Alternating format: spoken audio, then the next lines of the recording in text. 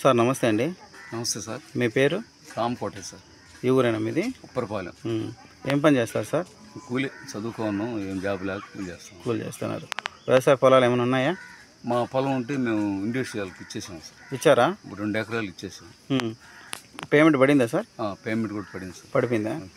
Okay sir. ఇప్పుడు ఈ ఎవరైతే ఇండోసోల్కి పొలాలు ఇస్తున్నారో, ఎవరైతే ఇక్కడ ఈ ఊరు నుంచి వెళ్ళిపోవడానికి సిద్ధంగా ఉన్నారో వాళ్ళందరినీ కూడా బయట నుంచి వచ్చి కొంతమంది రాజకీయ నాయకులు కానీ, వేరే పార్టీ వాళ్ళు కావచ్చు, బిగ్ ఫార్మర్స్ కావచ్చు, వచ్చి బెదిరిస్తున్నారు.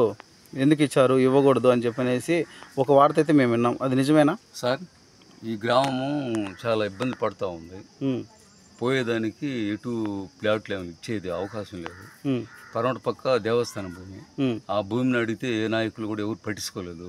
దేవస్థానం భూమి ఇవ్వద్దని అంటున్నారు. మాకు ఎటు చూసినా ఇళ్ల స్థలాలు వచ్చే మార్గం లేదు. మా ఇళ్లలో ఒక్కోళ్ళం ముగ్గురేసి 4-5 ఫ్యామిలీలు చాలా ఇబ్బంది పడుతున్నారు. అందుకని ఇండస్ట్రియల్ గారు ఈ ఊరిని తీసుకుని మాకు వేరే చోట 5 సెంట్లు భూమిని ఇచ్చి మాకు ప్యాకేజ్ ఇచ్చి ఇల్లు కట్టిస్తామని చెప్పారు. అందుకొరకు మేము మా గ్రామస్తులు అందరం